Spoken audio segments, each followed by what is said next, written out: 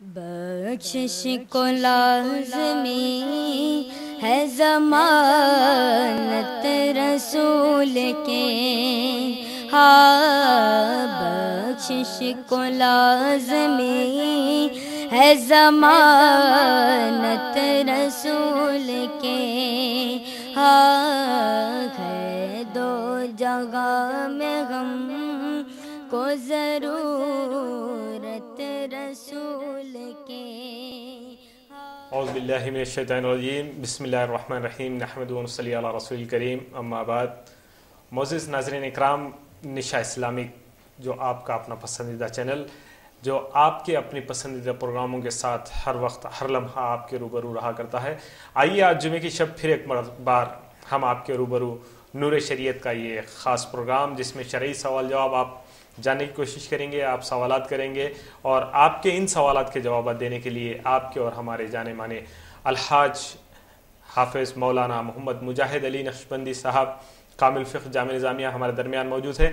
آئیے ہم ان کی ملاقات آپ سے کروا دیں، اس کے بعد انشاءاللہ تعالیٰ آپ کے سوالات لیے جائیں گے اور آپ کے سوالات کے جوابات مفتی صاحب سے حاصل کریں گے۔ مفتی صاحب السلام علیکم ورحمۃ اللہ وبرکاتہ۔ وعلیکم السلام ورحمۃ اللہ وبرکاتہ۔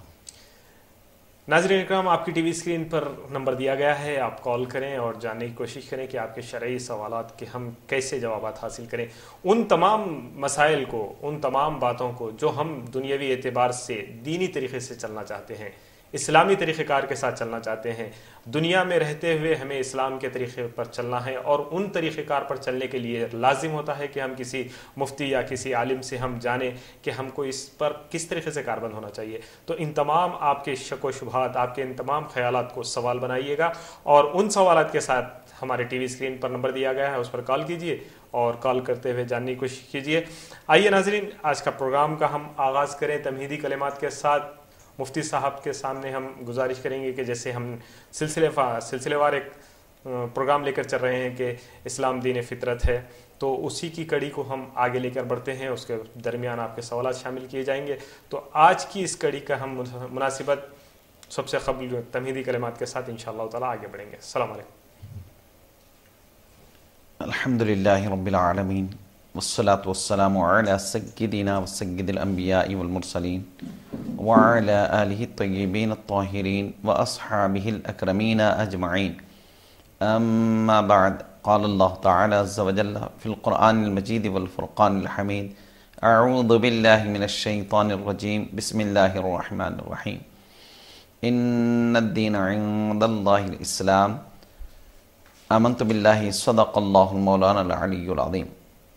باری تعالیٰ کا ارشاد گرامی ہے کہ ادیان تو بہت ہیں، لیکن ان ادیان میں سے جو اللہ رب العزت کو پسندیدہ دین ہے وہ دین اسلام ہے۔ دین اسلام ہی واحد دین ہے جو اللہ رب العزت کا پسندیدہ دین ہے۔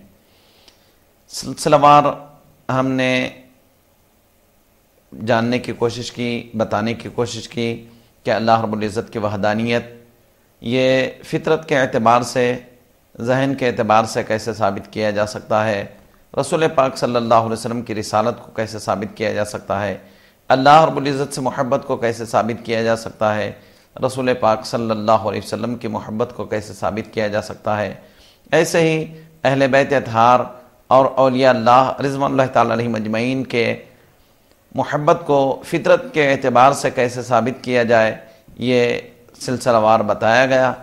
اب ہم چاہتے یہ ہیں کہ اعمال جو نماز، روزہ، زکوٰۃ، حج ہے، کیا یہ بھی فطری اعمال ہے؟ کیا اس کو بھی فطرت تسلیم کرتی ہے؟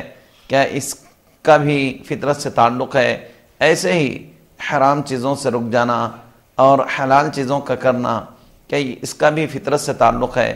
اس کے متعلق اگر آپ کے اذہان میں کوئی سوال ہوں تو آپ سوال کر سکتے ہیں، انشاءاللہ کوشش کی جائے گی بعون اللہ تعالی، انشاءاللہ جواب دینے کی کوشش کی جائے گی، کیونکہ اعمال صالحہ دین اسلام کے وہ بنیاد ہے جو عقائد کے بعد سب سے بڑا مقام اور مرتبہ رکھتے ہیں۔ آئیے ناظرین، ہم اپنے کالر کو شامل کرتے ہوئے آگے بڑھتے ہیں۔ السلام علیکم۔ وعلیکم السلام ورحمۃ اللہ۔ جی محترم، کون اور کہاں سے بات کر رہے ہیں؟ جی میں شاہ نواز سعادت نگر سے بات शाहनवाज साहब खैर मकदम है आपका। जज़ाकल्लाह खैर। जी शाहनवाज साहब आपका सवाल। जी सर, सवाल से पहले मैं आपकी खिदमत में और जनाब मुफ्ती साहब की खिदमत में सलामत करना चाहता हूँ जी और तहे दिल से शुक्रगुजार हूँ मुफ्ती साहब का, जी उन्होंने अपना कीमती वक्त हमें दिया। अल्हम्दुलिल्लाह। मेरे जहन में 1-2-3 बातें हमेशा आती रहती हैं, जी तो बोलो आज मैं पूछना चाहता हूँ मुफ्ती साहब से, ज़रा तफसीली रोशनी डालें। जी इस तरीके से ये बालों में और दाढ़ी में जो मेहंदी लगाई जाती है अक्सर लोग लगाते हैं, जी लोग कलर भी कर लेते हैं, गोदरेज प्रोडक्ट वगैरह कलर जी क्रीम आ रही है और कुछ मेहंदी भी लगाते हैं। जी सही तरीका क्या है, सुंदर तरीका, हम किस तरीके की मेहंदी यूज़ करें, जी इस तरीके से हम अपने इस्लामी तौर तरीके से चलें। और दूसरा सवाल मेरा ये है जी कि आजकल के जो हमारे नौजवान स्टूडेंट बच्चे हैं, जी तलबा हैं, एक उनमें एक फैशन पैदा हो गया है, दाढ़ी तो वो रखते हैं माशाल्लाह, मगर तरीके के नक्शे की और फैशनेबल दाढ़ी रखते हैं जी तराशते हुए। सही तरीका दाढ़ी का किस तरीके से होना चाहिए, कैसे रखना चाहिए और उसको कहाँ तक अहमियत देना चाहिए, जी और किस तरह की मेहंदी या प्रोडक्ट हम यूज़ करें जिससे हमारी दाढ़ी में या हमारे किसी तौर तरीके में इस्लाम से ना हटे, हम इस्लाम पर चलें। जी जज़ाकल्लाह। बहुत बहुत शुक्रिया।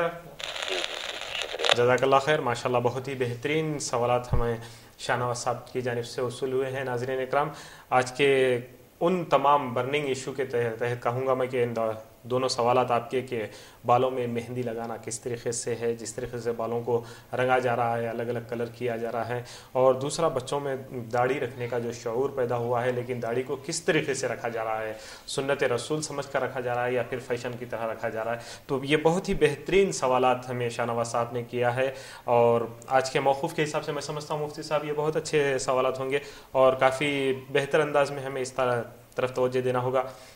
तो हम चाहेंगे कि आप बताएं कि ये बालों में मेहंदी लगाई जा रही है तो किस तरीके से मेहंदी लगाना चाहिए, क्या जायज़ है या नहीं मर्द के लिए, या कब तक ये लगा सकता है?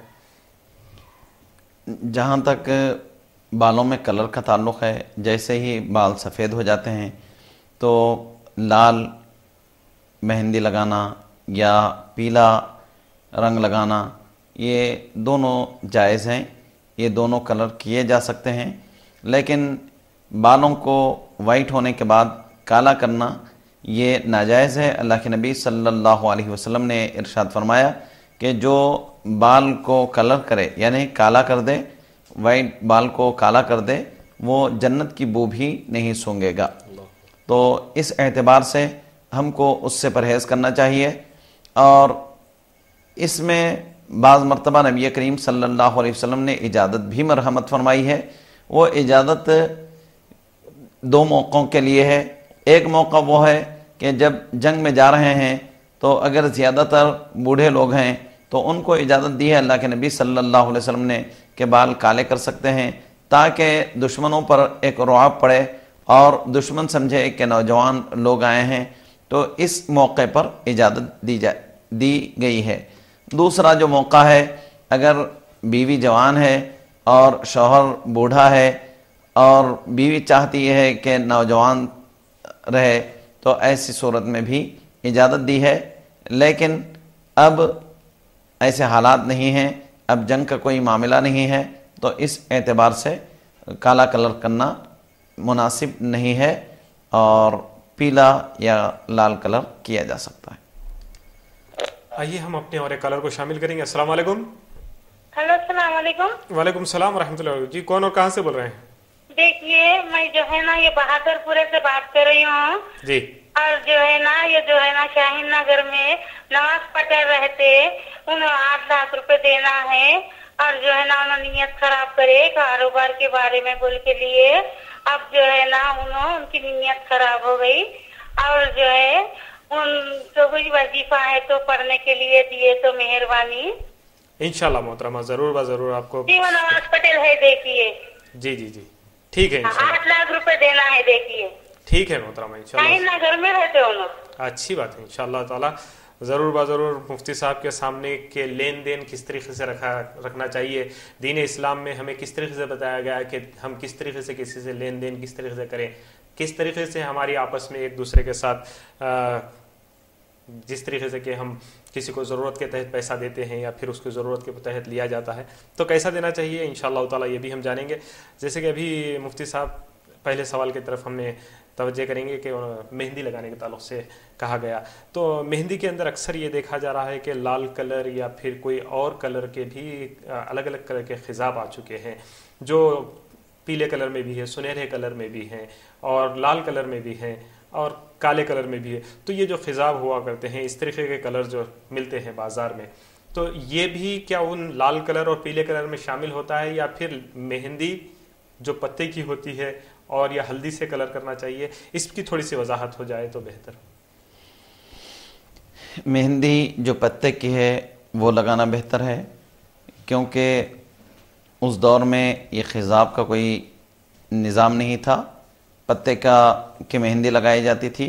और सैयदना उस्मान गनी रज़ियल्लाहु अन्हु पीला कलर लगाया करते थे, तो पीला कलर भी लगाया जा सकता है।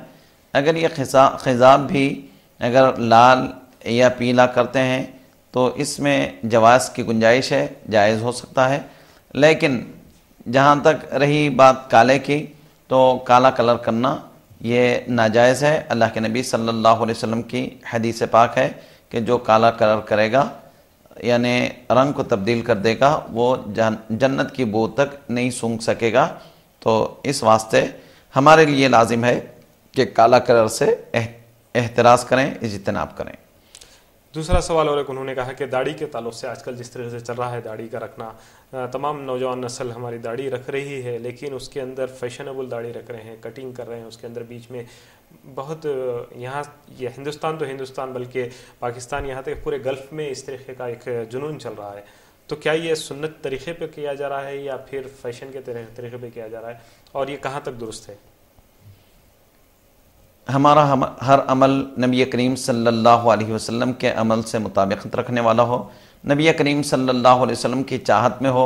कोई भी अमल से यह दाहिर हो कि ये उम्मत मुहम्मदी सल्लल्लाहु अलैहि वसल्लम है और ग़ुलाम मुहम्मदी सल्लल्लाहु अलैहि वसल्लम है, अगर ये बात है तो उसकी वजह से वो अल्लाह के नबी सल्लल्लाहु अलैहि वसल्लम की ग़ुलामी की वजह से अल्लाह रब्बुल इज़्ज़त का पसंदीदा बंदा बन जाएगा। चूँकि नबी करीम सल्लल्लाहु अलैहि वसल्लम ने इरशाद फरमाया कि दाढ़ी को मुआफ़ी दो और मूँछ को तरशवाओ, यानी दाढ़ी को छोड़ो और मूँछ को तरशवाओ। तो इससे यह साबित होता है कि दाढ़ी नहीं काटनी चाहिए और मूँछ को काटना चाहिए। अब रही बात यह कि दाढ़ी पहले तो काटते हैं, काटते काटते इतनी सख्त हो जाती है, उसके बाद छोड़ देते हैं, और छोड़ते हैं तो इस कदर छोड़ देते हैं कि वो नाफ तक आ रही है। तो ये खुशनुमाई नहीं होती बल्कि बदनुमाई होती है। इस तरह भी नहीं रखा जाना चाहिए, बल्कि दाढ़ी रखने का सुन्नत तरीक़ा जो उलमा अहले सुन्नत ने हमको सिखाया है, हमें बताया है, वो ये है कि एक मुश्त दाढ़ी होना चाहिए। तो एक मुश्त दाढ़ी हो ये बेहतर है। अब रही बात ये कि तरह तरह के लोगों को देखकर अगर दाढ़ी रखी जाए और उसको अलग अलग अंदाज से, अलग अलग किस्म से अगर तराशा जाए, तो ये नबी करीम सल्लल्लाहु अलैहि वसल्लम के सुन्नत की मुगायरत होगी, नबी करीम सल्लल्लाहु अलैहि वसल्लम के सुन्नत के ख़िलाफ़ होगी। ऐसा रखना जायज़ नहीं होगा। और एक हमारी बहन ने बहादुरपुर से कॉल किया और उन्होंने कहा कि कोई उनके साहब 8 लाख रुपए लिए हैं लेकिन पैसा नहीं दे रहे हैं। तो इस दीन इस्लाम क्या बताता है कि लेन देन के मामले में हमें किस तरीके से रहना चाहिए? आखिर नबी करीम सल्लल्लाहु अलैहि वसल्लम ने लेन देन के मामले में क्या मज़ामत फरमाया, चाहेंगे कि आज उस पर भी गुफ्तगू की जाए? सबसे पहली बात यह कि बहन ने बताया कि पैसे ले लिए हैं, लेकिन इन्होंने ये नहीं बताया कि लेन देन का जो तरीक़ा रहा वो कैसा रहा। क्या किसी मजबूर को उसकी मजबूरी को देखकर इन्होंने पैसा दिया या फिर ये सूद के तौर पर पैसा दिया है, ये नहीं बताया। अगर सूद के तौर पर देते हैं तो सूद का देने वाला और लेने वाला ये दोनों के दोनों गुनाहगार हैं और ये दोनों के दोनों अल्लाह ताला के पास मुजरिम हैं। अब रही बात यह कि किसी को बतौर कर्ज अगर दिया है कि वो मजबूर है, कारोबार करेगा और कारोबार करके पैसे वापस लौटाएगा, तो ये बहुत बेहतरीन अमल है, इनका जज्बा वाकई काबिल सराहना है।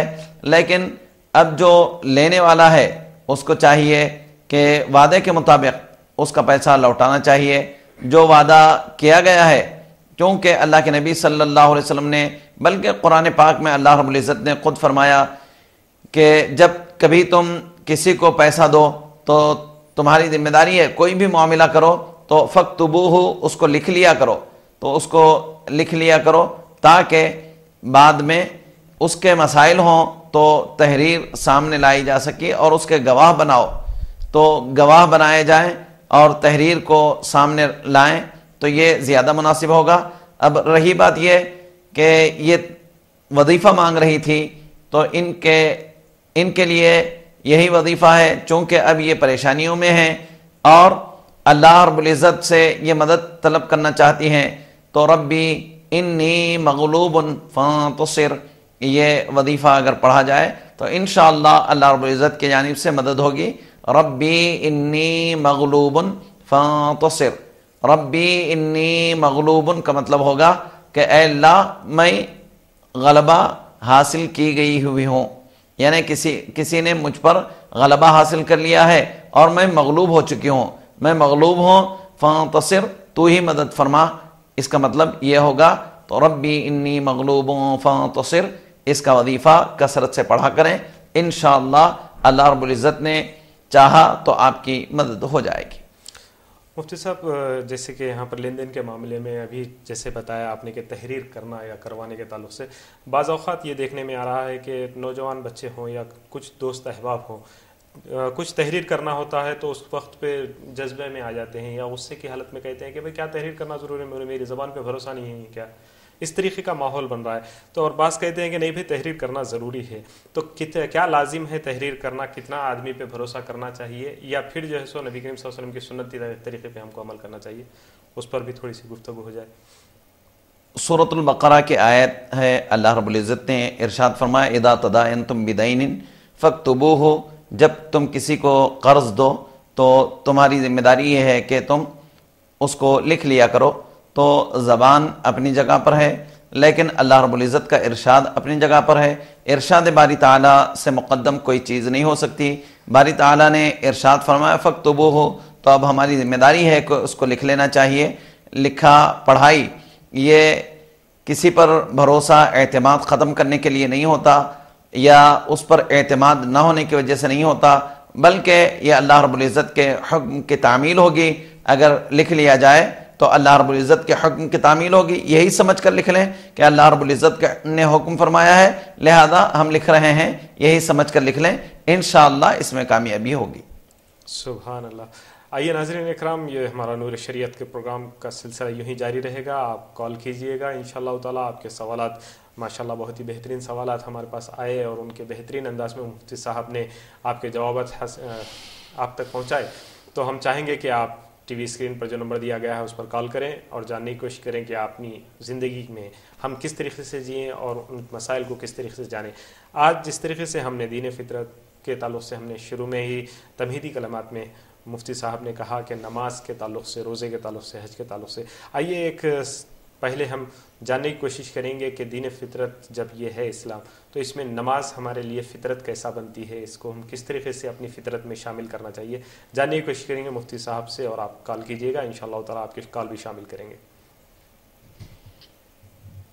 دین فطرت کا مطلب ہے کہ انسان کی فطرت میں کچھ باتیں ایسی شامل ہوتی ہیں جو بھلائیوں کی جانب انسان راغب ہوتا ہے، جیسے اللہ کے نبی صلی اللہ علیہ وسلم نے ارشاد فرمایا کل مولود یولد علی فطرت الاسلام، ہر پیدا ہونے والا یہ فطرت اسلام پر پیدا ہوتا ہے، لیکن بعد میں اس کے ماں باپ کی وجہ سے وہ یا تو یہودی بن جاتا ہے، نصرانی بن جاتا ہے، جس مذہب کے اس کے ماں باپ ہوتے ہیں اس کو وہ اس مذہب پر ڈھال لیتے ہیں، لیکن فطری اعتبار سے جب وہ پیدا ہوگا تو پیدائش کے اعتبار سے وہ مسلمان ہی پیدا ہوگا، وہ فطرت ہی پر پیدا ہوگا۔ تو فطرت کیا ہے؟ فطرت ایک ایسی چیز ہے کہ انسان کی اچھائیاں یا انسان کی برائیاں، انسان کس چیز کو پسند کرتا ہے، کس چیز کو ناپسند کرتا ہے، اس کو فطرت کہتے ہیں۔ تو انسان طبعی طور پر اچھائیوں کو پسند کرتا ہے، اور برائیوں کو ناپسند کرتا ہے۔ جیسے کوئی بھی مذہب کا رکھنے والا ہو، کوئی بھی مسلک کا رکھنے والا ہو، لیکن وہ فطرت کے اعتبار سے اچھی چیزوں کو پسند کرتا ہے اور بری چیزوں کو ناپسند کرتا ہے، اس کی فطرت میں داخل ہوتا ہے۔ لیکن اب رہی بات یہ کہ نماز یہ فطری عمل کیسے ہو سکتا ہے؟ تو حاضرین، ہر انسان کی فطرت میں ہے کہ کسی کو خدا مانے۔ چنانچہ آپ دیکھیے، ہم اللہ رب العزت کو خدا مانتے ہیں، عیسائی اللہ رب العزت کو بھی مانتے ہیں، اور ان میں سے چند ایسے ہیں جو حضرت عیسیٰ علیہ السلام کو خدا مانتے ہیں۔ یہودی اور اللہ رب العزت ہی کو خدا مانتے ہیں، ان میں سے کچھ ایسے ہیں جو حضرت عزیر علیہ السلام کو خدا مانتے ہیں۔ ہنود یہ اللہ رب العزت کو چھوڑ کر کسی اور کو خدا مان لیتے ہیں۔ لیکن بشمول تمام طبقوں کے ہر کوئی کسی نہ کسی کو خدا تسلیم کر رہا ہے، خدا مان رہا ہے۔ تو یہ اس کی فطرت میں داخل ہے، انسان کی فطرت میں داخل ہے کہ اللہ کو خدا کو تسلیم کرے، یہ اس کی فطرت میں داخل ہے۔ جب اللہ یا خدا کو مان لیا تو لازم ہے کہ وہ چاہتا یہ ہے کہ اس کی عبادت کریں۔ عبادت کے واسطے کوئی نماز پڑھ رہا ہے، کوئی الگ طریقے سے عبادت کر رہا ہے، کوئی الگ طریقے سے عبادت کر رہا ہے، کوئی پوجے کو عبادت کر رہا ہے، ہر کوئی الگ الگ اپنے اپنے طور پر اپنے اپنے انداز میں عبادت کر رہا ہے۔ تو نماز یہ اللہ رب العزت کا حکم بھی ہے اور مسلمان کے لیے یہ لازم اور ضروری بھی ہے۔ کیوں؟ اس واسطے کہ انسان کی فطرت میں یہ بات شامل ہے، انسان اپنے رب کی عبادت کرنا چاہتا ہے، اپنے مولا کو منانا چاہتا ہے، اپنے مولا کی عبادت میں مگن رہنا چاہتا ہے۔ اس لیے نماز فطری اعتبار سے انسان چاہتا یہ ہے کہ اللہ کی عبادت کرے، تو اللہ رب العزت نے عبادت کا طرز بدل دیا، عبادت کا انداز اللہ نے بتایا، ورنہ انسان کی فطرت میں شامل ہے کہ وہ عبادت کرنا چاہتا ہے، تو اللہ رب العزت نے عبادت کا طریقہ، عبادت کا انداز، عبادت کا سلیقہ بتایا کہ پہلے کھڑے رہو، پھر اس کے بارگاہ میں رکوع کرو اور اس کے بارگاہ میں سر بسجود ہو جاؤ۔ تو حاضرین، یہ سب فطری امور ہیں، تو نماز عین فطرت کے مطابق ہے۔ سبحان اللہ۔ ناظرین اکرام، ہم مفتی صاحب سے جاننے کی کوشش کر رہے تھے کہ نماز فطرت میں کس طریقے سے داخل ہے، اور فطرت پر آپ نے تمام ہی جوازات کے ساتھ ہمیں بتانے کی کوشش کی ہے۔ ہم ان کا تہہ دل سے شکریہ ادا کرتے ہیں، اور یہی پروگرام کو انشاءاللہ تعالی یوں ہی ہم جاری و ساری رکھیں گے، اور امید کریں گے کہ آپ بھی ہمارے ساتھ بنے رہیں۔ آئیے آج کے پروگرام میں جہاں نماز کا ذکر چلا ہے، اور یہ آپ نے خاص نقطہ یہاں پر آیا ہے، اور بارہا ہم نے اپنے احباب سے بھی سنا ہے، اور لوگوں میں اکثر یہ گفتگو چلتی رہتی ہے کہ ہر پیدا ہونے والا دین اسلام پر پیدا ہوتا ہے، اور اس کا ماحول اس کی والدین کی بنا پر پھر جو ہے سو وہ کسی دوسرے ادیان کی طرف راغب ہوتا ہے۔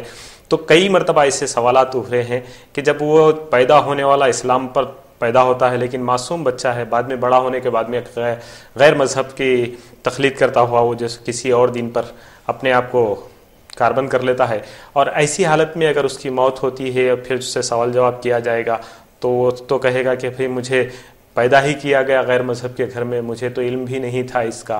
تو اس پر ہم کافی وقت چاہے کہ معلوم کریں کہ اس کا کون قصوروار ہے، ان تک پیغام پہنچایا گیا یا پھر اللہ سبحانہ و تعالیٰ ان تک بات کو پہنچاتا ہے۔ میری بات طویل ہو رہی ہے، لیکن میں چاہوں گا کہ اس پر تفصیلی گفتگو مفتی صاحب سے جانیں گے انشاءاللہ۔ جیسے پہلے ہی بتا دیا جا چکا ہے کہ اللہ رب العزت کا واحد ہونا یہ فطری طبعی بات ہے، طبیعت تسلیم کرتی ہے، فطرت تسلیم کرتی ہے کہ اللہ وحدہ لا شریک لہ ہے۔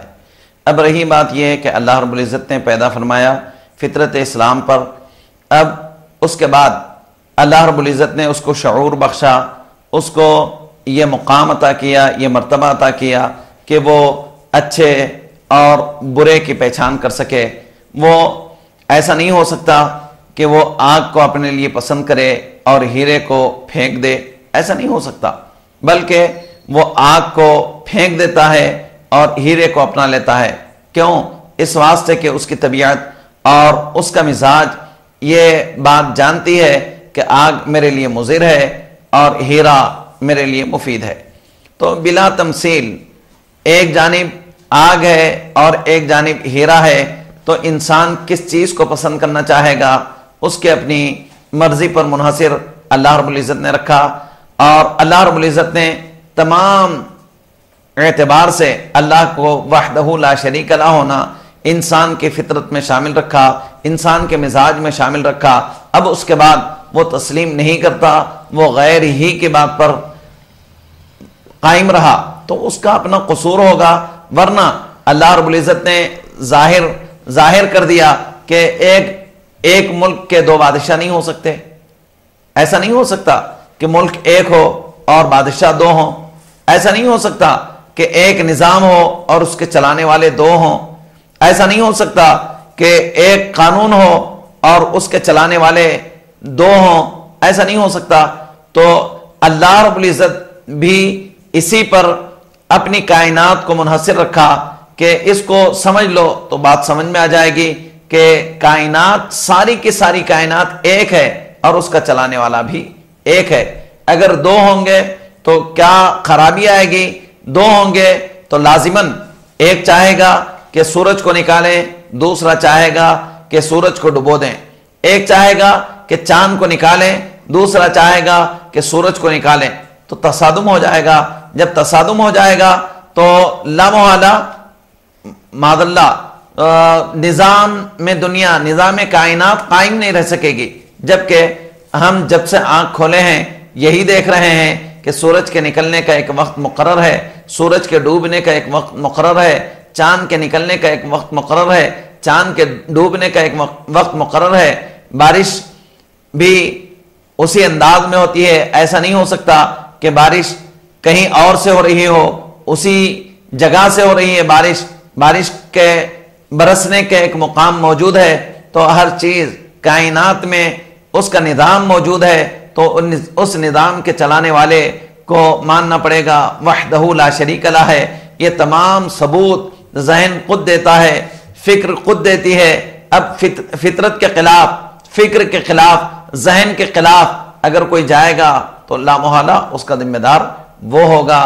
رہی بات یہ کہ مسلمانوں کے لیے اللہ کے نبی صلی اللہ علیہ وسلم نے ایک مقام، ایک مرتبہ عطا کیا، کنتم خیر امت اخرجت للناس، اللہ رب العزت نے فرمایا تم بہترین امت ہو اس واسطے کہ دوسرے دین والوں تک تم اپنی بات کو پہنچا سکتے ہو، اللہ رب العزت کے وحدہ لا شریک لہ ہونے کے ثبوت پیش کر سکتے ہو، محمد رسول اللہ صلی اللہ علیہ وسلم کے رسالت کی بات کر سکتے ہو۔ اگر تمہاری وجہ سے وہ قبول کر لیں تو تمہارے مدارج کو بلند کر دوں گا، تمہارے مرتبوں کو بلند کر دوں گا، ورنہ ان کو تو تسلیم کرنا ہی تھا۔ سبحان اللہ۔ ناظرین اکرام، ہم جاننے کی کوشش کر رہے تھے کہ کس طریقے سے دین اسلام پر پیدا ہونے والی ہر وہ شخصیت، ہر وہ روح جب دین اسلام پر پیدا ہوتی ہے تو اللہ سبحانہ و تعالیٰ کس طریقے سے اس میں تمام باتیں اجاگر کرتا ہے، جس پر تفصیلی روشنی مفتی صاحب نے ڈالی الحمدللہ۔ آئیے ناظرین، ہم نشاء اسلامک کے اس پروگراموں کو اور آگے لے جاتے ہوئے ہم چاہیں گے کہ آپ کے کالر کو شامل کرتے ہوئے بات کو آگے بڑھائیں۔ السلام علیکم۔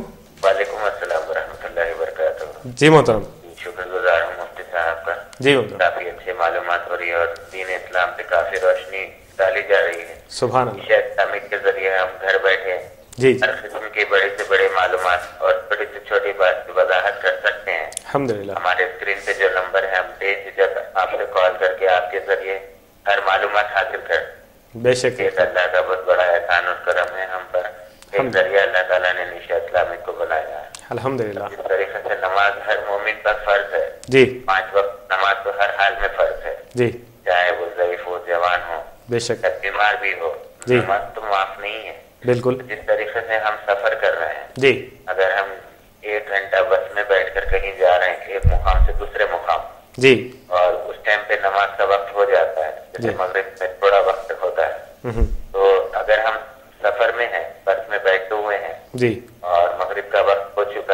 جی یا ہم ٹرین میں بیٹھے ہوئے ہیں یا اگر مغرب کا وقت ہو چکا ہے تو صحیح طریقہ کیا ہے؟ کیا ہم اپنی سیٹ پہ بیٹھے ہوئے مغرب کی نماز ادا کر سکتے ہیں؟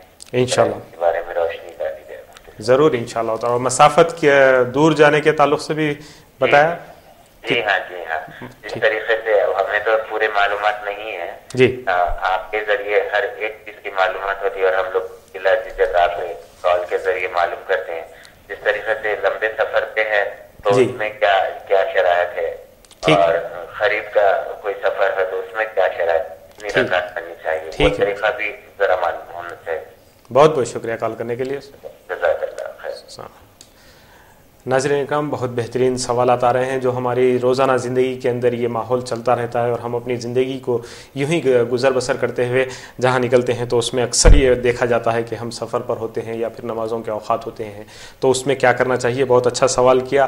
اس کے علاوہ ناظرین اکرام، مشاع اسلامک میں جس طریقے سے دولت نعت یا نور شریعت اور پھر روحانی مسائل اور ان کا حل، تفسیر القرآن، سیرت صحابہ، سیرت النبی صلی اللہ علیہ وسلم کے پروگراموں کے ساتھ ساتھ انشاءاللہ تعالیٰ اور ایک آپ لوگوں کے لیے خوشخبری کے فیضان حدیث کے عنوان سے ایک بہت ہی بہترین پروگرام آپ کے روبرو بہت جلد نشر کیا جائے گا جو ہمارے اسٹوڈیو میں تیار ہو رہا ہے. فیضان حدیث پہ آپ نبی کریم صلی اللہ علیہ وسلم کی ان تمام احادیث کو آپ کے سامنے ایک مولانا مفتی صاحب تفصیلی انداز میں بتانے کی سعادت حاصل کریں گے. انشاءاللہ تعالیٰ پروگرام چل رہا ہے تو آپ یوں ہی بنے رہیے گا. ہم ہر وقت یہی کوشش کر رہے ہیں کہ دین اسلام کی تمام چیزیں لے کر آ کر ہم آپ کے پاس تک پہنچائیں اور آپ ہمارے ساتھ بنے رہیں تو اس میں اور ہمیں دلچسپی رہے گی. آئیے، جس طریقے سے ایک سوال ہوا ہے کہ نماز تو ہر مومن پر فرض ہے لیکن جب سفر پہ جا رہے ہیں اور مغرب کا وقت ہو جاتا ہے، بس میں ہیں یا ٹرین میں ہیں، تو کس طریقے سے نماز کو ادا کرنا چاہیے یا پھر رخ کو کس طریقے سے سمجھا جائے، اور پھر ہم مسافت دور کی کرتے ہیں تو ان اوقات میں ہم نماز کو کس طریقے سے ادا کرنا چاہیں. ہم چاہیں گے مفتی صاحب اس پر جواب عطا فرمائیں. جیسا کہ آپ جانتے ہیں کہ سفر میں اگر مسافت طویل ہے تو قصر بھی کیا جا سکتا ہے، لیکن اب جو سوال ہے یہاں پر سوال یہ ہے کہ ہم سواری پر ہیں اور سواری پر بیٹھے ہوئے ہیں، وضو ہے یا نہیں ہے، نماز کا وقت ہو چکا ہے، تو ایسی حالت میں ہم نماز کس طرح ادا کریں. اگر وضو ہے تو الحمدللہ، اگر وضو نہیں ہے تو فوراً تیمم کر لیں. تیمم کی سہولت تو ہر جگہ موجود ہو سکتی ہے، تیمم کر لیں. اور رہی بات یہ کہ آپ کھڑے نہیں ہو سکتے، نماز کے لیے سجدہ نہیں کر سکتے، تو پھر ایسے حالت میں آپ معذور ہیں، معذور سمجھے جائیں گے. آپ کی نماز معذورین کی نماز کی طرح ہو سکتی ہے.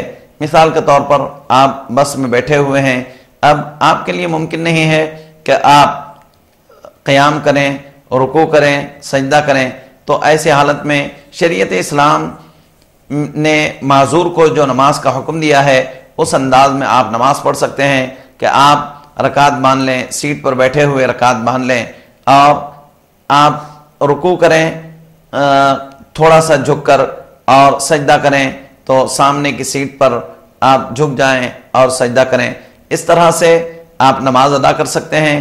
لیکن مسافت اتنی کم ہے کہ آپ مغرب کا وقت ختم ہونے سے پہلے اس مقام پر پہنچ جائیں گے جس مقام کے لیے آپ نے سفر شروع کیا ہے، تو وہاں پر جا کر آپ نماز کو دہرا لیں.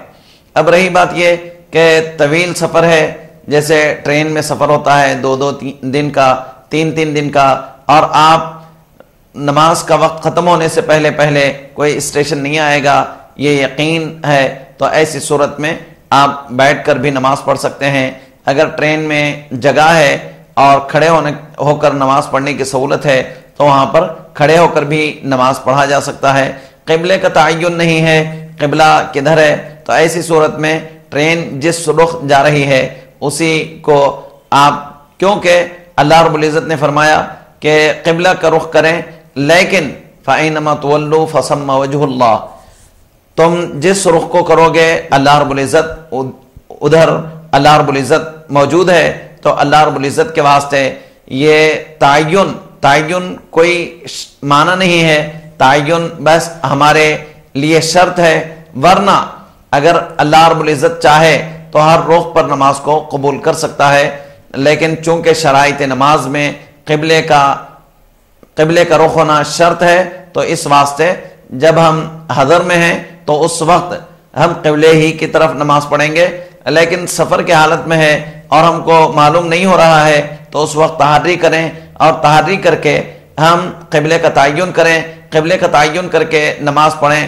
فقہا نے بتایا کہ آپ نے تحری کیا یعنی تلاش کیا، قبلے کا رخ چاروں طرف آپ نے چاروں سمت تلاش کیا، تلاش کرنے کے بعد آپ کو خدا نہ خواستہ الٹی جانب آپ نے تعین کیا اور نماز شروع کر دی۔ بعد میں معلوم ہوا کہ قبلہ ادھر نہیں تھا ادھر تھا، تو اب نماز دہرانے کی ضرورت نہیں ہے۔ لیکن تحری نہیں کیا، تحری نہیں کرنے کے بعد یعنی قبلے کی تلاش جستجو نہیں کی اور جستجو کیے بغیر نماز پڑھ لی، بعد میں معلوم ہوا کہ آپ نے جس طرف نماز پڑھی ہے قبلہ ادھر نہیں ہے بلکہ اس جانب ہے، تو اب نماز کا لوٹانا واجب ہو جائے گا، اب قبلے کی سمت نماز کا پڑھنا ضروری ہو جائے گا۔ تو نماز سفر کے حالت میں حضور نبی کریم صلی اللہ علیہ وسلم سے ثابت ہے کہ جس جانب گاڑی سفر کر رہی ہے، اب ہو نہیں سکتا ایسا کہ آپ گاڑی کے رخ کو بدل دیں، اس واسطے جس جانب گاڑی جا رہی ہے اس جانب نماز پڑھ لیں۔ سبحان اللہ۔ ناظرین اکرام، بہت ہی بہترین انداز میں سوال آیا اور اتنی ہی بہترین انداز سے ہمیں جواب موصول ہوا، جس میں ایک مفتی صاحب نے بات بتائی کہ ہمیں قبلے کی تلاش کرنا ہوگا پہلے۔ جب ہم قبلے کی تلاش کر لیں گے اس کے بعد میں چاہے قبلہ ہمیں غلط ملے یا صحیح ملے جب نماز مکمل ہو رہی ہے، لیکن میں یہ جاننا چاہتا ہوں کہ قبلے کی تلاش کو ہم کس طریقے سے کریں، کس انداز سے؟ کیا سورج کی کرنوں کے طریقے سے یا کسی سے پوچھ کر یا کوئی آلات کے ذریعے، کس طریقے سے ہم قبلے کو جاننے کی کوشش کریں؟ آج کل آلات میسر ہیں تو آلات کے ذریعے اگر ہو جاتا ہے تو بہت بہتر ہے۔ آلات بھی بہت سے مرتبہ ایسا ہوتا ہے کہ آلات بھی میسر نہیں آتے، تو آلات میسر نہیں آتے، بہت سے لوگ سورج کو دیکھ کر تعین کر لیتے ہیں تو اس انداز میں تعین کریں، کیونکہ ہمارے پاس ہندوستان میں مشرق کے جانب قبلہ ہے تو اس واسطے مشرق کا تعین کریں۔ اگر کسی سے پوچھ کر تعین کرنا چاہتے ہیں تو کسی سے پوچھ کر تعین کریں۔ یہ سب تحری میں آئے گا، یہ سب تحری یعنی تلاش میں آئے گا، جستجو میں آئے گا۔ آلہ ہے تو آلے کے ذریعے سے ہم تلاش کر رہے ہیں۔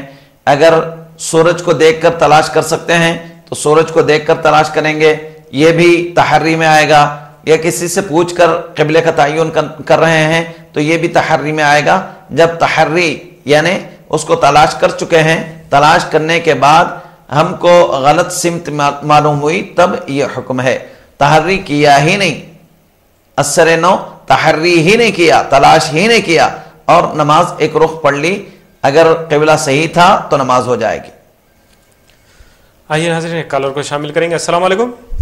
ہیلو، وعلیکم السلام۔ میں جو ہے نا وہ نواز پٹیل کے بارے میں جو آپ سنائی تھی نا، جی جو ہے ان کاروبار کے لیے لیے تھے دیکھے پیسے، لے کے کیا کری معلوم، پھر ہم پیسے ایسے کچھ نہیں ہے تو آپ فوٹی بھی دیکھے کیا، فوٹی بھی دیکھے کیا بول کے ایسا بولنے لگے وہ نواز پٹیل۔ تو ان کی نیت خراب ہوئی سمجھو پیسوں کے بارے میں۔ تو وہ جو آپ جو وظیفہ دیے تھے نا، تھوڑا سا سمجھ میں نہیں آیا، تھوڑا سمجھے جیسا بولیے نا۔ ٹھیک ہے، انشاءاللہ تعالیٰ مفتی صاحب آپ کو وظیفہ بتائیں، پھر ایک مرتبہ بتائیں گے ضرور انشاءاللہ۔ السلام علیکم۔ تو ناظرین اکرام، ہم جو پروگرام کو لے کر چل رہے ہیں، اس پروگرام کے اندر آج خاص موضوع ہمارا رہا ہے کہ ہم نماز کس طریقے سے ادا کریں، اور خاص طور پر نماز دین فطرت میں کس طریقے سے شامل کی گئی اور انسان کی فطرت میں کس طریقے سے اس کو اللہ سبحانہ و تعالیٰ نے پنہا رکھا ہے۔ ان تمام چیزوں کو جاننے کے لیے مفتی صاحب کی طرف چلیں گے نماز پر اور تھوڑی سی تفصیلات جاننے کے لیے کہ ہم کو یہ نماز کس انداز سے پڑھنی چاہیے اور کس طریقے سے بارگاہ میں رجوع ہونا چاہیے۔ ساتھ ہی ساتھ ان کو جو وظیفہ دیا گیا تھا پھر ایک مرتبہ دہرا دیجیے اور باقی باتیں انشاءاللہ تعالیٰ ہوں گی۔ اگر قلم کاپی رکھ کر نہیں بیٹھیں گے تو لامحالہ لازم ہے کہ آپ کی زبان پلٹ نہیں پائے گی، اور زبان پلٹ نہیں پائے گی تو ذہن میں یہ بات بیٹھنا مشکل ہے۔ تو آپ پہلے قلم اور کاپی لے لیجئے اور تحریر کر لیجئے، اور یہ بات یاد رکھ لیجئے کوئی بھی وظیفہ پڑھتے ہیں تو اول اور آخر 11 مرتبہ درود پاک کا پڑھنا لازم ہوتا ہے، کیونکہ درود پاک ہی اس کی ضمانت بن جاتی ہے۔ درود پاک اللہ کے نبی صلی اللہ علیہ وسلم نے ارشاد فرمایا کہ تم اول و آخر درود پڑھ لو، کیونکہ درود پاک اللہ رب العزت رد نہیں فرماتا. جب اللہ رب العزت درود پاک کو رد نہیں فرماتا تو اس کے درمیان ہونے والی شے کو بھی رد نہیں فرماتا. تو وہ قرآن پاک کی آیت ہے ربی انی مغلوب، ربی انی مغلوب فانتصر، ربی انی مغلوب فانتصر، ربی انی مغلوب فانتصر. اب رہی بات یہ کہ نماز کس طرح ادا کریں. نماز کے ادا کرنے کے کئی طریقے ہیں. نبی کریم صلی اللہ علیہ وسلم ایک مرتبہ صحابہ کرام رضوان اللہ تعالیٰ علیہم اجمعین سے سوال کرتے ہیں کہ اے صحابہ، کیا تم جانتے ہیں کہ سب سے بڑا چور کون ہے؟ صحابہ عرض کرنے لگے کہ یا رسول اللہ صلی اللہ علیہ وسلم، ہم جہاں تک جانتے ہیں ہماری معلومات کے مطابق چور اس کو کہتے ہیں جو کسی گھر میں چوری کرتا ہے، کوئی شے کو چوری کرتا ہے تو ہم اس کو چور سمجھتے ہیں. اس کے علاوہ ہم کو نہیں معلوم ہے کہ سب سے بڑا چور کون ہے، ہم کو نہیں معلوم. تو پیارے آقا رحمت والے مصطفیٰ صلی اللہ علیہ وسلم ارشاد فرماتے ہیں سب سے بڑا چور نماز کا چور ہے. صحابہ عرض کرتے ہیں کہ یا رسول اللہ صلی اللہ علیہ وسلم، نماز کا بھی چور ہے؟ تو پیارے نبی صلی اللہ علیہ وسلم نے ارشاد فرمایا نماز کا چور کا مطلب یہ ہے کہ نماز کو تعدیل سے ادا نہ کرنا اور نماز کو جلدی جلدی ادا کرنا، یہ نماز کی چوری ہے. بہت سے لوگ کرتے یہ ہیں کہ جلدی جلدی رکعت باندھ لیتے ہیں اور سورہ فاتحہ ضم سورہ جلدی جلدی پڑھتے ہیں اور رکوع کے تسبیحات بھی، یعنی ہر چیز کو جلدی جلدی ادا کرتے ہیں. ادا کر کے نماز کو جلد سے جلد ختم کرنا چاہتے ہیں تو یہ نماز کی چوری ہے. اللہ کے نبی صلی اللہ علیہ وسلم نے ارشاد فرمایا یہ سب سے بڑا چور ہے. تو حاضرین، اس چوری سے ہم کو بچنا چاہیے. ہم کو چاہیے کہ نماز تعدیل کے ساتھ، یعنی ہر رکن کو اطمینان کے ساتھ ادا کریں اور ہر رکن کو بالکل اسی انداز میں ادا کریں جیسے پیارے نبی صلی اللہ علیہ وسلم نے ادا فرمایا. اور قرأت قرآن کو تجوید کے ساتھ ادا کرنا بھی لازم ہے، کیونکہ تجوید یہ قرآن پاک کی روح ہے. اگر تجوید کے ساتھ قرآن پاک کو نہیں پڑھا جاتا تو قرآن پاک، اللہ کے نبی صلی اللہ علیہ وسلم کا فرمان عالی شان ہے رب تال القرآن والقرآن یلعنہم. بہت سے لوگ قرآن پاک کی تلاوت تو کرتے ہیں لیکن قرآن پاک ان تلاوت کرنے والوں پر اللہ کی لعنت برستی ہے، کیونکہ وہ تجوید کے ساتھ قرآن پاک کی تلاوت نہیں کرتے. تو ہم کو ضروری ہے کہ قرآن کی تلاوت تجوید کے ساتھ کریں اور ارکان نماز کو اطمینان کے ساتھ جیسے حضور نبی کریم صلی اللہ علیہ وسلم نے ہمیں سکھایا ہے اس انداز میں کریں. سبحان اللہ. آئیے ناظرین اور کالر کو شامل کریں گے. السلام علیکم. السلام علیکم. السلام علیکم ورحمۃ اللہ وبرکاتہ. محترم، آپ کی آواز نہیں آ رہی ہے. آپ جو کوئی بھی ہو دوبارہ کوشش کیجئے گا کال کرنے کی. انشاءاللہ تعالی ہم آپ کا کال ضرور شامل کریں گے. مفتی صاحب، جس طریقے سے ہمیں نماز کے تعلق سے یہاں پر ایک گفتگو چل رہی ہے، اکثر و بیشتر دیکھا یہ گیا ہے کہ نماز کے اوقات میں جب جماعت چلتی ہے، جماعت کے وقت میں مصلی دوڑے دوڑے آتے ہیں، وضو بنانے میں دیری ہوتی ہے. پھر ایسی حالت میں جب نماز کے لیے پہنچتے ہیں تو امام صاحب رکوع سے اٹھتے رہتے ہیں جب جا کے شامل ہوتے ہیں. آئیے ہم اپنے سوال کو مکمل کریں گے کالر کے بعد میں. السلام علیکم. وعلیکم السلام ورحمۃ اللہ وبرکاتہ. جی محترم. اس طریقے سے مفتی صاحب نے قرآن مجید کے تعلق سے جی بابرکت بات بتائی کہ قرآن مجید تجوید کے ساتھ پڑھنا چاہیے. جی بہت صحیح بات بتائی ہے. جی اب جس طریقے سے ابھی یہ نیو ٹیکنالوجی میں یہ پین قلم جو نکلا ہے، جی قرآن مجید کے اوپر قلم پھیرنے سے اس کی تلاوت شروع ہو جاتی ہے. جی تو کس حد تک یہ صحیح ہے؟ جی ایسا کرنا چاہیے یا ہمیں خود اپنی زبان سے کلام پاک کی تلاوت اور تجوید کے ساتھ پڑھنی چاہیے؟ ٹھیک ہے، انشاءاللہ پوچھیں گے مفتی صاحب سے. جزاک اللہ. السلام علیکم. تو جہاں نماز کا ذکر چل رہا تھا، مفتی صاحب آتے ہیں اور رکوع سے امام صاحب اٹھتے ہیں، ویسے وقت میں فوراً یہ رکوع میں تھوڑا سا جاتے ہیں اور اس کے بعد میں رکوع سے واپس ठहर जाते ہیں اور نماز کو مکمل کر لیا جاتا ہے. یا پھر بعض اوقات ایسے ہوتا ہے کہ امام صاحب رکوع کے بعد سجدے میں جاتے ہیں تو یہ جماعت میں ٹھہرے ہوئے ہوتے ہیں انتظار میں کہ کب یہ مکمل رکعت ہوگی دوسری رکعت میں شامل ہوں گا. ان دونوں سوالوں کا جواب انشاءاللہ تعالی ہم جاننے کی کوشش کریں گے. لگتا ہے کال ڈراپ ہو چکا ہے تو میں چاہوں گا کہ اس کو جی دونوں طریقے غلط ہیں اس واسطے کہ جہاں تک نماز جاری ہے، نماز شروع ہو چکی ہے، تو ایسی حالت میں بھاگتے ہوئے آنے کے لیے فقہاء نے منع فرمایا، کیونکہ نماز خشوع اور خضوع کا نام ہے، نماز دل جمعی کا نام ہے، نماز اطمینان قلبی کا نام ہے، اور نماز اللہ رب العزت کے خوف خشیت کے لیے ضرور ہے، لیکن اس کے اصول ہیں، اس کے قواعد ہیں، اس کا ایک بہترین نظام ہے. نماز اگر ہم نماز کے لیے آ رہے ہیں، ایسے میں اگر ایک رکعت چھوٹ جاتی ہے تو اس کے خوف سے اگر بھاگتے ہوئے آئیں گے تو لامحالہ سانس پھول رہی ہوگی اور اطمینان نہیں رہے گا. نماز شروع کر دیں گے تو خود کی نماز بھی خراب ہو جائے گی، ساتھ میں اپنے ساتھ ساتھ دوسروں کی نماز بھی جو آدو بازو رہیں گے ان کو بھی یہ احساس ہوگا کہ یہ شخص کیسا نماز پڑھ رہا ہے کہ سانس پھول رہی ہے، نہ جانے کیا کیا مسائل رہتے ہیں. تو اس طرح نماز اطمینان کے ساتھ نہیں ہو سکتی، تو اس واسطے ایسا عمل نہیں کرنا چاہیے. اب رہی بات یہ کہ رکوع ختم ہو رہا ہے، ایسے وقت میں رکعت مان لیے اور شامل ہو گئے، تو اگر ایک مرتبہ کم از کم سبحان ربی العظیم کہنے کا موقع نہیں ملا آپ کو رکوع میں اور امام صاحب کھڑے ہو گئے تو وہ آپ کے رکعت مکمل نہیں سمجھے جائے گی، لہذا وہ رکعت شامل نہیں ہوگی، ہم کو بعد میں وہ رکعت کو دہرانا پڑے گا. تیسرا جو آپ نے سوال کیا کہ بعض لوگ امام صاحب اگر سجدے میں گئے ہیں تو انتظار کرتے رہتے ہیں. علماء اولیاء اللہ رضوان اللہ تعالی علیہم اجمعین بتاتے ہیں شاید ہمارے زندگی کی وہ آخری گھڑی ہوگی، آخری سجدہ ہی نصیب ہو جائے، کیوں انتظار کیا جائے؟ سجدہ اگر ہم کو مل جاتا ہے، رکعت بھلے ہی نہ ملے لیکن سجدہ مل جاتا ہے تو وہ سجدہ ہمارے لیے بہتر ہے. اگر زندگی کی آخری گھڑی ہوگی تو سجدے کی حالت میں ہماری موت آ جائے گی، لہذا اس سجدے کو یا اس رکوع کو، اس قومے کو نہیں چھوڑنا چاہیے.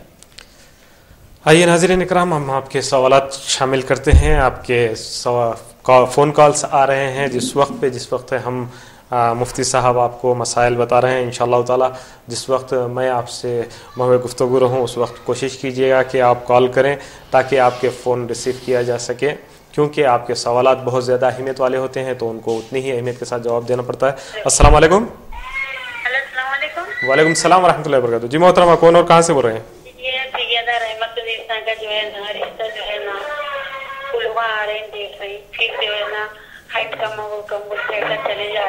جی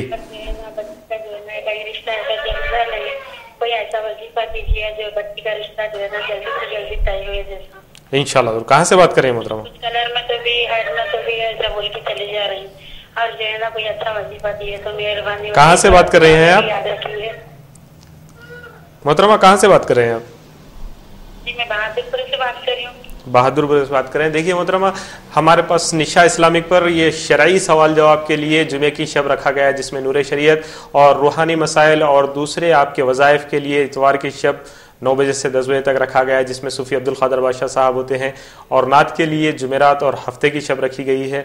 تو یہ سوال آپ کا روحانی مسائل پر ہے، لیکن پھر بھی انشاءاللہ تعالی مفتی صاحب کے سامنے ہم پیش کریں گے، اگر وہ چاہیں تو ضرور جواب دیں گے.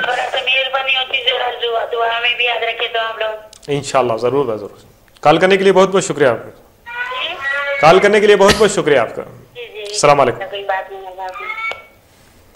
جی مطلب ایک کال آیا تھا ہمیں شاہ نواز صاحب کا، انہوں نے کہا کہ اکثر آج کل جو پین نکلے ہیں قلم کے ذریعے قرآن کو پڑھا جا رہا ہے، قلم قرآن پر رکھا جاتا ہے اور قرآن پوری قلم سے پڑھی جاتی ہے، تو کیا وہ پڑھنا درست ہے یا ہم کو اپنی زبان سے قرآن پڑھنا چاہیے؟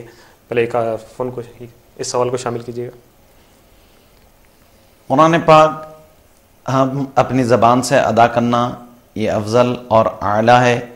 قرآن پاک کی تلاوت کے جو فضائل ہیں وہ قلم کے ذریعے سے اگر تلاوت ہوتی ہے تو وہ فضائل میں ہم شامل نہیں ہوں گے، بلکہ اپنی زبان سے قرآن پاک کا تلاوت کرنا، اس کی وجہ سے وہ فضائل، وہ مناقب میں ہم شامل ہوں گے.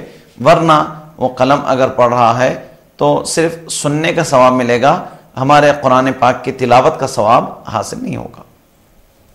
ابھی سید رحمت النساء بیگم صاحبہ کے شادی کے لیے پریشان ہیں، لڑکی کی جیسے رشتے نہیں آ رہے ہیں اور مجبوری کی حالات ہیں، بچوں کی زندگی، بچیوں کی شادیوں کے معاملے میں ہر ماں باپ پریشان ہیں.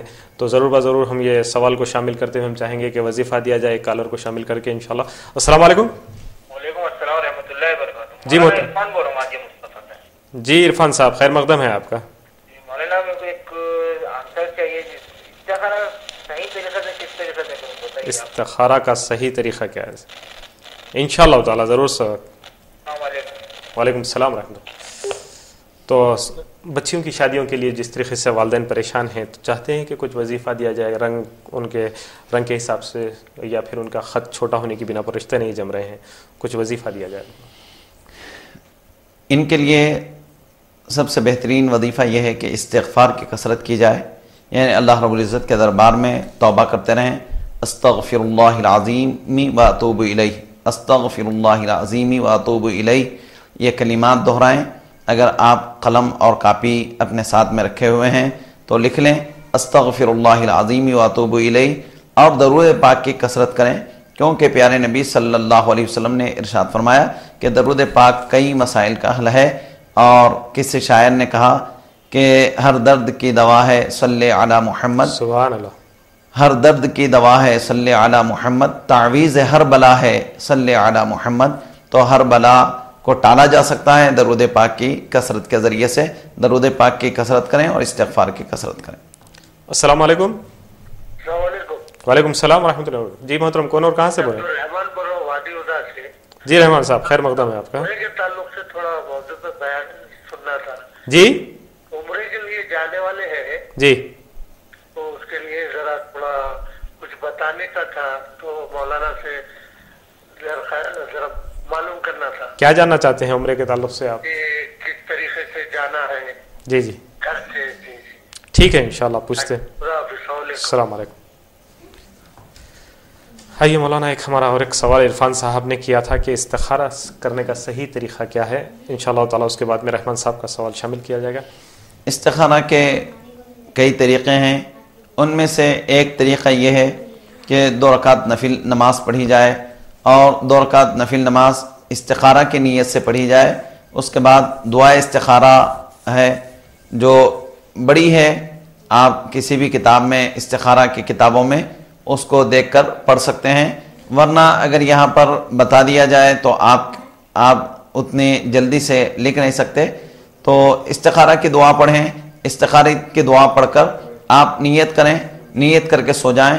تو انشاءاللہ اگر 1 دن میں ہوگا تو 1 دن میں، 3 دن میں ہوگا تو 3 دن میں، 7 دن میں ہوگا تو 7 دن میں آپ کو جواب خواب کے ذریعے سے دیا جائے گا.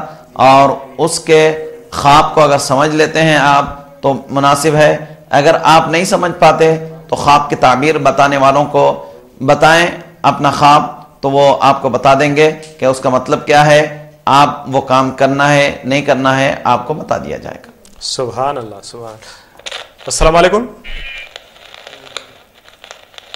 السلام علیکم. السلام علیکم. محترم آپ کی آواز برابر نہیں آ رہی ہے ہمیں. استخارہ کے تعلق سے یہ بھی عرفان صاحب کے جواب کو ہم دیتے ہوئے، رحمان صاحب جو وادی ہدا سے آپ نے کال کیا اور جاننا چاہتے ہیں کہ عمرے کے تعلق سے کس طریقے سے عمرہ کرنا چاہیے، تو میں چاہوں گا کہ اگر ہم اس پروگرام کے آخر میں اس سوال کو رکھتے ہوئے تفصیلی انداز میں ہی صحیح 10 منٹ ہی گفتگو عمرے کے طریقے پر، کس طریقے سے عمرہ کیا جائے اور کس طریقے سے بارگاہ نبوی صلی اللہ علیہ وسلم کی زیارت کی جائے، اس پر خاص گفتگو کرتے ہوئے آج کے پروگرام کا اختتام کریں گے. السلام علیکم. تو ہم بارہا ناظرین اکرام سے گزارش کر رہے ہیں کہ آپ جب کبھی بھی کال کریں تو یہ دیکھیں کہ آپ کا फ़ोن برابر ہے یا نہیں. آپ کے سوالات بڑی ہی اہمیت کے ہوا کرتے ہیں، تو اتنی ہی اہمیت کے ساتھ آپ کو جوابات دینا ہوتا ہے. آئیے ناظرین، ہمارا پروگرام کا اختتام کا وقت ہوا جاتا ہے، اور اسی طرح سے ہر جمعے کی شب نور شریعت کے عنوان سے ہم آپ کے روبرو رہیں گے. آئیے آج کے اس پروگرام کا آخری سوال جو رحمان صاحب نے کیا تھا کہ عمرے کے جانے کے تعلق سے کس طریقے سے وہاں پر اعمال کرنا چاہیے یا عمرے کا طریقہ کیا ہے، وہ جاننے کے لیے ہم مفتی صاحب کی طرف جائیں گے انشاءاللہ تعالیٰ. اس کے بعد اس پروگرام کا اختتام کیا جائے گا. السلام علیکم. عمرے کے لیے احرام کا باندھنا شرط ہے. جیسے حج کے لیے احرام باندھا جاتا ہے ویسے ہی عمرے کے لیے احرام باندھنا چاہیے. احرام چونکہ ہندوستان کی میقات یلملم ہے، لیکن یہ میقات جو پلین ہمارا یہاں سے جاتا ہے تو اس کے درمیان ہی پڑتا ہے، تو یہیں سے اگر احرام باندھ کر چلے جائیں تو زیادہ مناسب ہے. یا پلین میں ہم احرام باندھ سکتے ہیں تو پلین میں احرام باندھا جائے.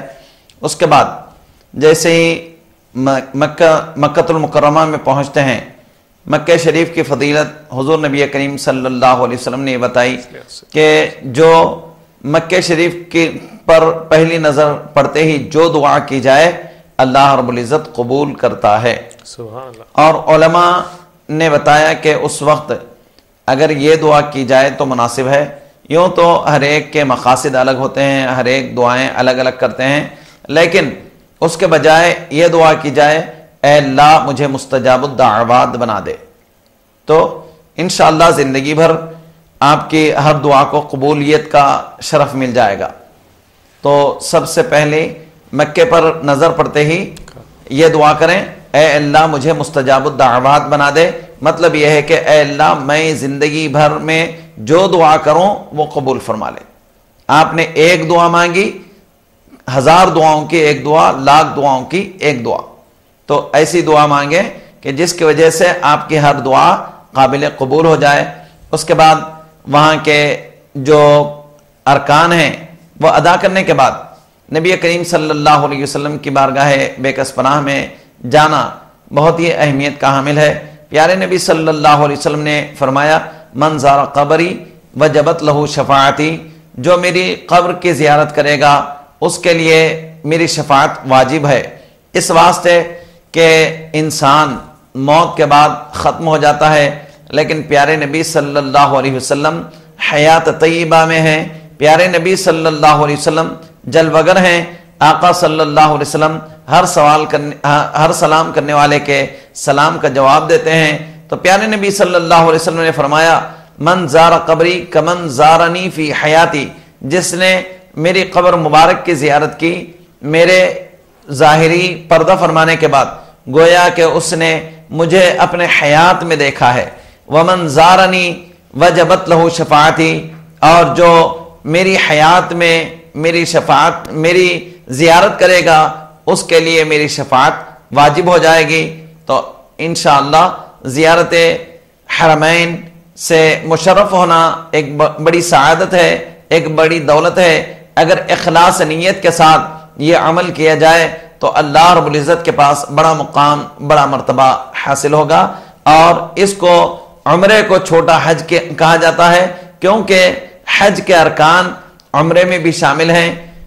سوائے چند ارکان کے عمرے میں بھی بہت سے ارکان شامل ہیں. تو معزز عمرہ کرنے والوں، اللہ رب العزت کی بارگاہ میں ہم سب کے لیے دعا کرو، بلکہ ساری امت کے لیے دعا کریں کہ امت محمدی صلی اللہ علیہ وسلم ہدایت پر گامزن رہے. سبحان اللہ، سبحان اللہ. ناظرین اکرام، اسی کے ساتھ ہم اپنے پروگرام کا اختتام کرتے ہوئے چند اشعار آپ کے سامنے کہ مجھے یاد آ رہا ہے در مصطفیٰ پہ جانا، سبحان میرے خواب آرزو کا وہ حقیقتوں میں آنا، نہ کسی سے کوئی نسبت نہ تعلق زمانہ، تیرا وصف لکھتے رہنا تیرے گیت گنگنانا. سبحان. اور یہ پکار ہو رہی تھی کہ سوال کرنے والوں کوئی رہ نہ جائے دیکھو جو طلب ہو لیتے جانا، سبحان. کوئی رہ نہ جائے دیکھو جو طلب ہو لیتے جانا. اور کہتے ہیں کہ جو نہ در پہ ان کے جاتے جو نہ سر وہاں جھکاتے، جو نہ در پہ ان کے جاتے جو نہ سر وہاں جھکاتے، تو ادیب کیا سناتے یہ کلام عارفانہ، تو ادیب کیا سناتے یہ کلام عارفانہ. اس میں خاص طور پر ادیب صاحب نے ایک شعر کہا ہے، تو عمرہ جانے والے شیخ تمام ہی لوگوں کے لیے یہ شعر میں کہ فرماتے ہیں ادیب صاحب کہ میں سناؤں کیسے لوگوں در مصطفیٰ کی باتیں، سبحان، میں سناؤں کیسے لوگوں در مصطفیٰ کی باتیں، یہ خدا کرے کہ تم بھی کبھی جا کے دیکھ آنا۔ تو انشاءاللہ تعالیٰ آپ بھی ہمارے لیے دعا کیجئے گا اور ہمیں بھی بار بار اس بارگاہوں تک پہنچنے کے لیے دعاؤں میں شامل رکھیے گا۔ اور اسی کے ساتھ ہمیں اس پروگرام کے ساتھ ہم آپ سے وداع چاہتے ہیں، آپ سے الوداع کرنے کا وقت آ چکا ہے۔ آئیے دعاؤں کے ساتھ آج کے پروگرام کا اختتام کریں گے۔ السلام علیکم۔ الحمدللہ رب العالمین والصلاة والسلام علی سیدنا و سید الانبیاء والمرسلین، اللہم صلی علی سیدنا محمد وعلی آلہ وصحبہ افضل صلواتک وعدد معلوماتک وبارک وسلم۔ ربنا اغفر لنا ولوالدینا وللمؤمنین یوم یقوم الحساب۔ پروردگارہ بندہ نوازا جو کچھ کہا سنا اسے قبولیت کا درجہ عطا فرما دے، پروردگار غلطیوں کو معاف فرما دے، پروردگار غلطیوں کو معاف فرما دے، پروردگار تو خطاؤں پر بھی عطائیں کرنے والا ہے، ہم کو سرفرازیوں سے نواز دے، پروردگار دنیاوی سرفرازیوں سے نواز دے، دینی سرفرازیوں سے نواز دے، پروردگار اخروی سرفرازیوں سے نواز دے، اور حق یہ ہے کہ اپنی رضا سے ہم کو مالا مال فرما دے برحمتک یا ارحم الراحمین والحمدللہ رب العالمین۔ انشاءاللہ تعالیٰ کل پھر 9 بجے سے آپ کے روبرو رہیں گے دولت نعت کا پروگرام لے کر۔ تب تک کے لیے ہمیں اجازت دیجیے گا۔ السلام علیکم ورحمۃ اللہ وبرکاتہ۔ بخشش کو لازمی ہے ضمانت رسول کے، ہاں بخشش کو لازمی ہے ضمانت رسول کے، ہاں